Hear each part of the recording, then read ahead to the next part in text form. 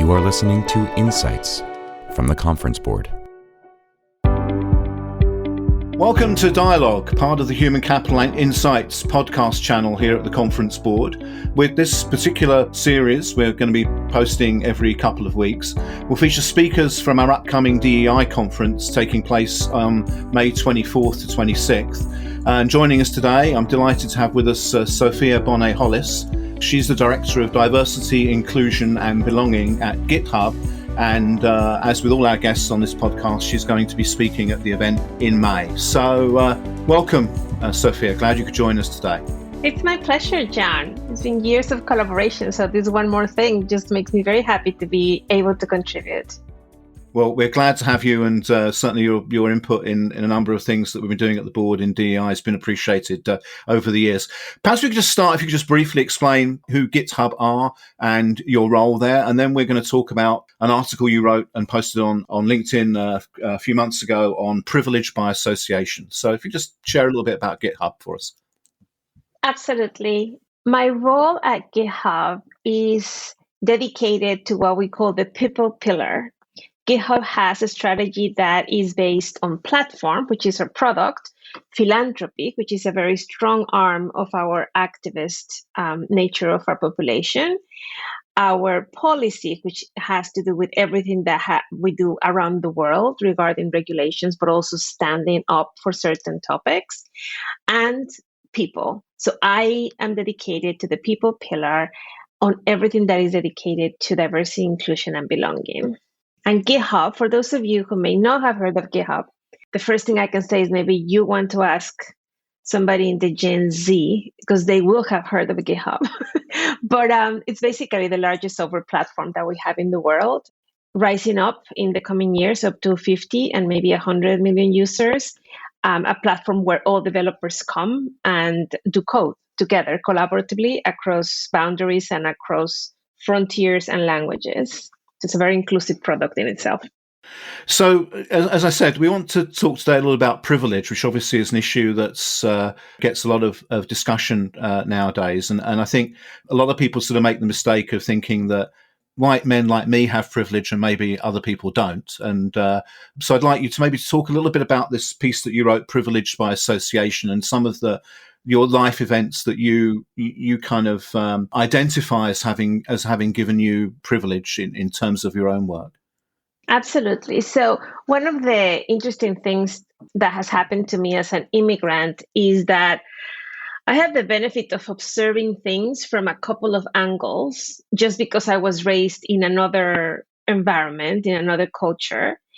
And when I started kind of like meditating a little bit about privilege, I realized, just like you said, that it was being used in a way that it was either you have it or you don't have it. And to me, it was a very conflicting notion, because parts of me and my history have been very unprivileged. Part of my family, the economic strata where my grandmother was born, she was beyond the poverty line. And then you fast forward a couple of generations, and here I am, and my nieces and my nephews, and we are not beyond underneath the poverty line. So we have definitely risen socially, and that can also be explained with privilege. So a human being cannot be just unprivileged or privileged. There are moments that you need to be aware that we actually have privilege, even though I have been described as a Latin woman with a disability. So there's like three parts there, right? That will tell anybody, Sofia doesn't have privilege, but I actually have. Right, and you mentioned that even at a very young age, the colour of your skin within the environment you were raised gave you a certain amount of privilege, right? Absolutely. Born and raised in Mexico City, Mexico, with the history of the colonialism, what happened was that we became a very mixed race. So the natives, when the Europeans came, became mixed. So the word is mestizo, which is basically a mixed race. But at the same time, when there was a mixing of the races, there was also deep classism. So some of the immigrants kept their whiteness, their white skin, as a way to denote that they were rich or powerful or not native, basically. My skin is not dark, which has me sometimes passing as white. Once you hear me, once you know me, immediately there's no doubt that I am not white. But when I grew up, and I never realized this, John, this was something that came to my awareness decades after that. But now I realize that being white actually gave me a different standing in society. So when I would go to, like, I attended a school where most of the girls were white. And even though they were way richer than I was, those families were very of affluent families. And I was not coming from one of those families. I passed as one of them because we all wore uniforms, right? The beauty of uniforms, which is the most important equalizer in the school.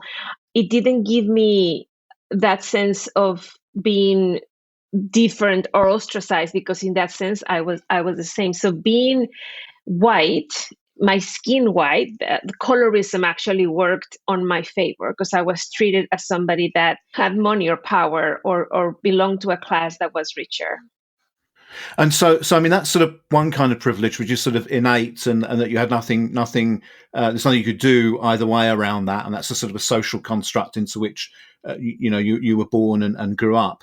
But other forms of privilege you identify in this article are things which you sort of acquired, both I think through, obviously through a lot of hard work, and also through the sort of assistance of others. So perhaps we could, jump. Maybe the first one of those was your mother saying, right, I want my daughter to be educated and to learn English, right? So right. Perhaps you could share a little bit about that experience. Yes, absolutely, John. So my grandmother was a daughter of a revolution. There was a revolution in Mexico in the early 1900s, and while she was growing up, the revolutionaries will come town by town and they will pillage the villages, and they would take the girls, rape them, or take them with them. So my grandmother spent most of her, for 10 years, between she was 10 until she was 20, when the revolution lasted, just hiding every other day in the mountains, right? So she wouldn't be taken or raped. So she didn't go to school. So she was she was an illiterate, and she learned how to sew. So she was a seamstress. And she had multiple kids. And the last one was my mother. When my mother was born, she was able to help in a house, cleaning a house and taking care of the kids. And in that house, the girls that went to that house, which is a house of affluent people, they went to this school called the Maddox Academy, which is an English school. So my mother, when she saw these girls coming back from school with a uniform, books, homework, etc., and an education, she said, if I have a girl, I'm going to take her to that school. And she did. And that is me. So I was the recipient of the privilege of the decision of my mother for me to attend a private school where I would learn English, because she thought that learning English will help me in life. She was absolutely right. And now, decades later, many studies and research have demonstrated how certain aspects of your education, actually the mobility between social strata helps you, and language is one. So by learning English, I was able to get acquainted with girls, right? My peers who were of another community. I was able to get a better education for sure compared to the state education. I was also the beneficiary of not having a Mexican last name. And I say a Mexican last name, all last names in Mexico are from Spain, basically. But there are some that do not denote class. So my last name is Bonnet. And that is because my grandfather came with the invasion of the French in the mid 1800s, and just that Europeanization of my last name also gave me, privilege of being treated differently and accepted in places where probably I wouldn't be accepted. In Mexico City, or in other cities also in Mexico, what happens is that if you have a very common name and you have a dark skin, the way that you're treated, the access that you have to resources, the way people look at you, the definitions that you are attached to when you are applying for a job, getting a simple table or restaurant, etc., are all influenced by the last name that you have, or how you look, or how dark your skin is. So in my case, I was white. I was educated. I spoke multiple languages, and my last name was not a very common one. And I was struck by one of the things about your mother was that she was allergic to machismo. Yes. And in a later point, you talk about working for IBM and that those sort of two worlds that you had to inhabit, sort of on the way to work and then at the office. Absolutely. So for a woman that was, raised in the generation of my mother was very much, now we will call her a warrior, an Amazon, somebody who didn't stand, down, but instead of like, she would be standing up for other people all the time, including women. She and my father had a very healthy relationship. My father, very respectful of my mother's decisions. My mother also very respectful of my father's decisions. But my mother always was anti-machismo. So she would not stand for men speaking down to women or ignoring women or pushing them aside. And that caused some problems, right? At her work, with her friends, she was known to be a rebellious, the rebellious one, which is a trait that I inherited actually. And it served me well because it taught me grit and it taught me resilience to get through hard times.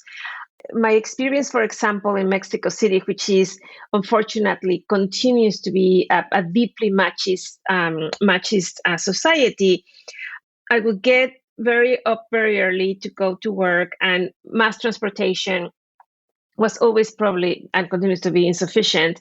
And just going into work meant getting into multiple, buses or minivans, right? That would transport people to the center of the city.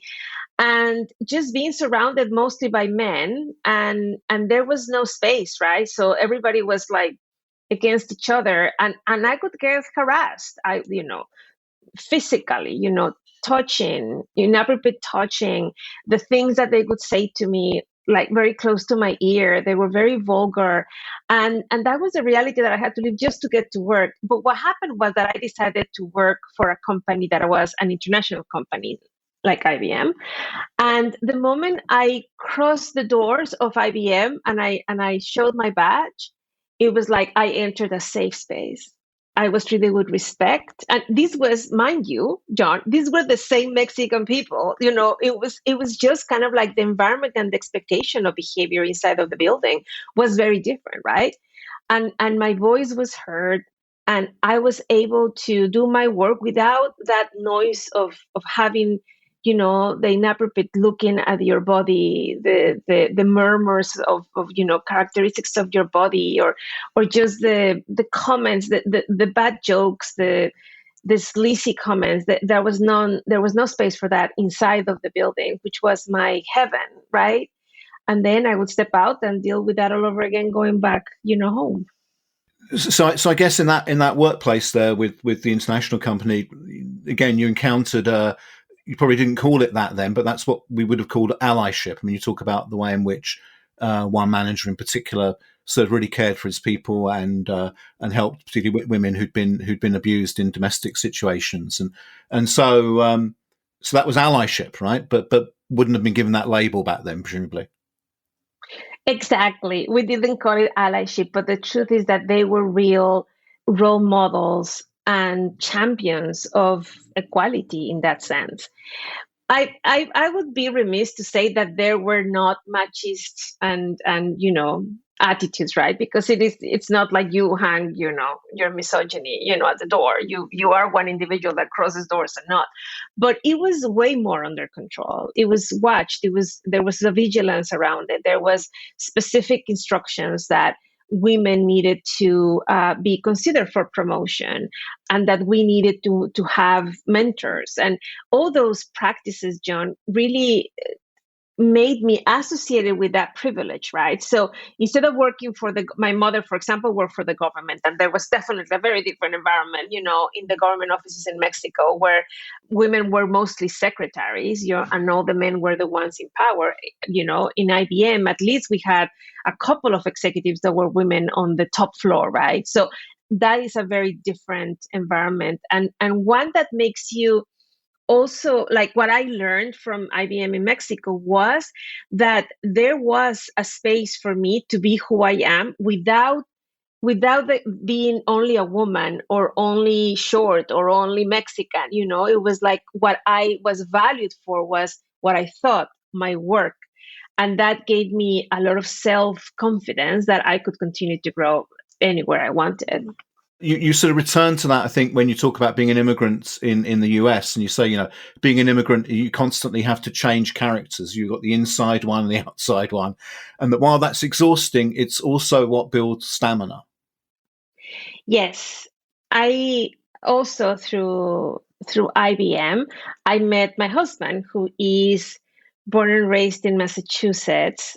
He's a confluence of the diaspora of the European immigration into the US. So when we did our ancestry, there were like 7 different nationalities in Europe that conform, and co-joined themselves in my husband, from Polish to French, English, Spanish. There's some of every country. So when we met, we decided where we're going to live, and he didn't want to go to Mexico. He didn't speak Spanish at the time. I moved to the US, and as an immigrant, I was also the beneficiary of moving to a country that was safer and richer. Those 2 things actually help in the way that you develop yourself and your ability to progress, right? When you're worried about your safety, criminal violence, feminicides, etc., that is a distraction of what you can do every day. And when you're in a poor country, just trying to stumble through all of the problems that the society has because it doesn't have enough resources, or the resources are not distributed equally, which is a different problem, it just takes longer. So moving to a safer, richer country actually gave me the ability to focus on my studies, focus on my work, be not worried about my own safety, and progress, right, in the ways that I wanted to progress. It also gave me the ability to continue to use a skill that I used when I was little, which is straddle 2 worlds, right? Like I mentioned, in the private school that I attended, I really did not belong to that school from a society perspective. The economic strata, these girls were rich. They had, they had people who would drive them, they had drivers, and vacations, they would go skiing. Like I would never have thought of skiing, right? In Utah or in Colorado. And at work, what happened in the US is that I also had to struggle because I come from very humble beginnings in a very oppressed country like Mexico, with a government that has always been semi-dictatorship. And suddenly I came to this full-blown democracy with options and ability to really dream and get things done. It was, surviving that actually takes quite a bit of ability to stable yourself, right? Not to lose yourself, but like to keep working on what you're doing. And also to learn that I learned that men in the US here at work were actually even better than my managers in IBM Mexico because they would actually empower me. They would actually give me projects that say, you can do this, go get it done. And I would look at them like, are you sure? Because I don't think I can. And they would say, I will watch you. You go do it, I'll watch. And they were fantastic mentors because they let me do what I could never do in Mexico either, and fail and get up. And they will be with me when I would be failing, and they will be with me when I was succeeding. So they became really that white privilege by association, right, that I benefited from. Yeah. And you also mentioned this sort of how you intentionally stayed close to amazing women as well in order to sort of lift you up as well, right? Absolutely.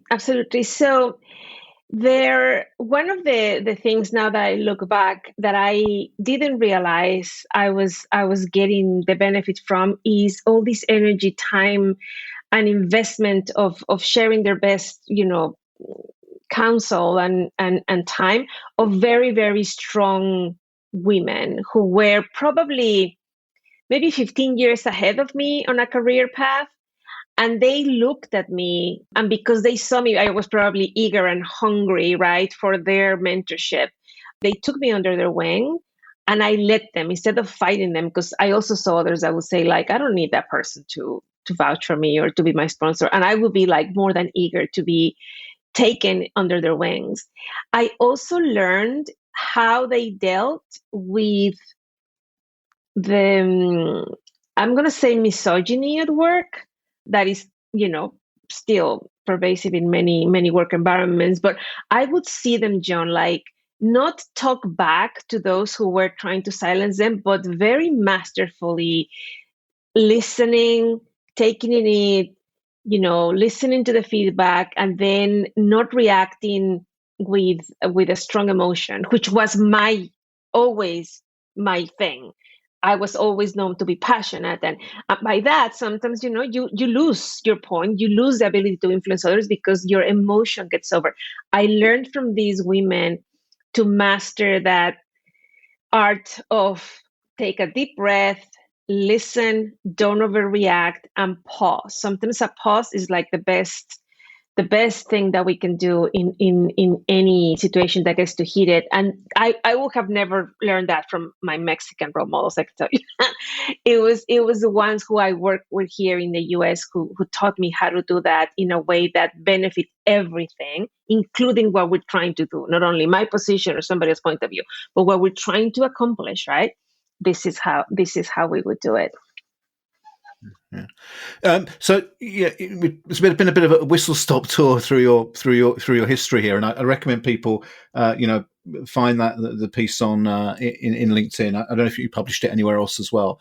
And I think there are some sort of important lessons for folk that I'll just sort of flesh out a little bit. And I want to ask you a bit about your role at GitHub. It seems to me, that obviously the role of allyship that played a big role, but also the sort of enthusiasm that you brought to the work and your energy.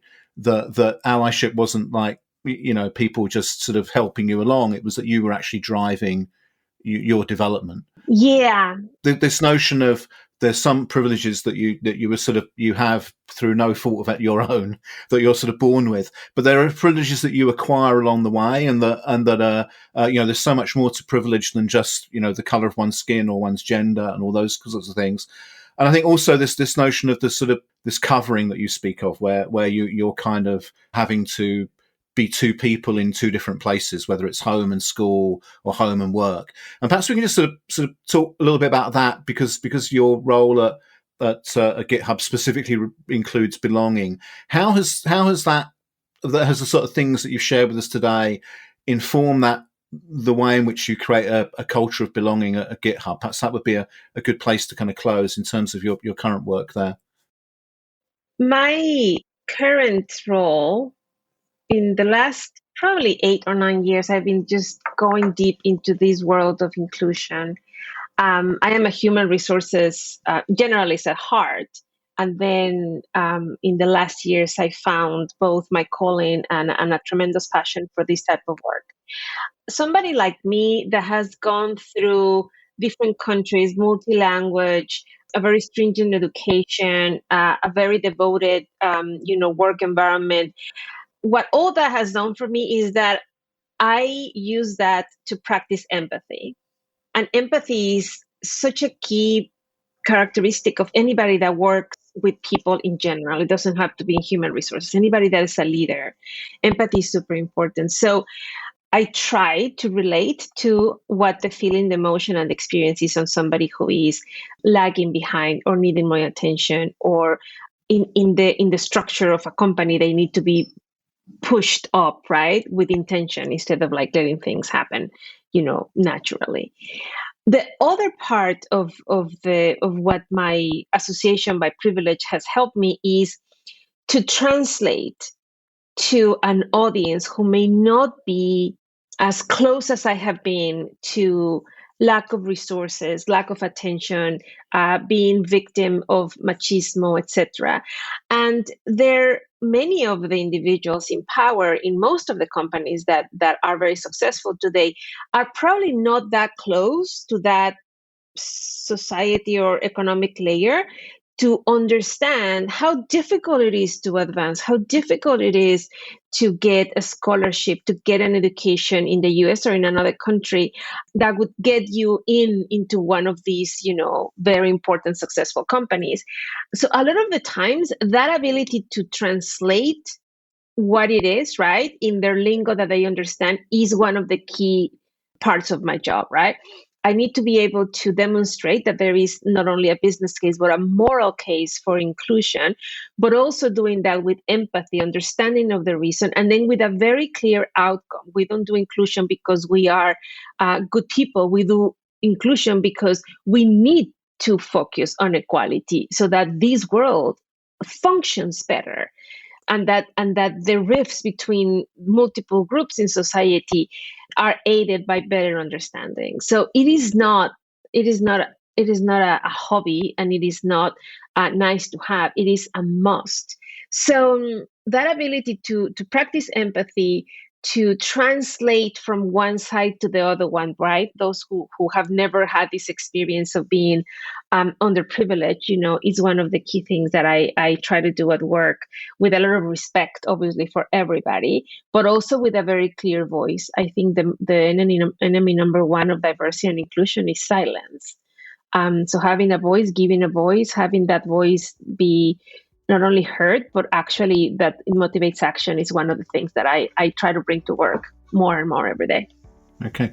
Well, with that, I think we'll close. And, thank you very much for, sharing your voice with us today, and giving us some insight into your sort of history and life story, and the way that's informed your work. And privilege is obviously an issue that's, so it gets talked about a lot nowadays. I'm sure that will carry on. And I like what you were saying at the end, where sort of essentially sort of touching on the fact that it is a foreign concept to people because they don't see it. And I think, the thing that I'll certainly take away from this is that your level of sort of self-reflection as to your own history, I think is an inspiring lesson for us all. So thank you very much for joining us today.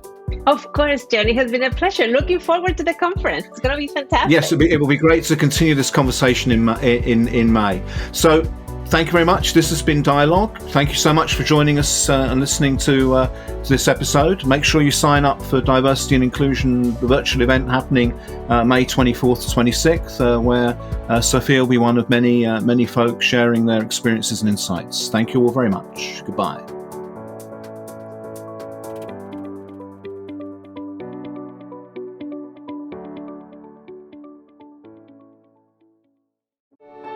This has been Insights from the Conference Board.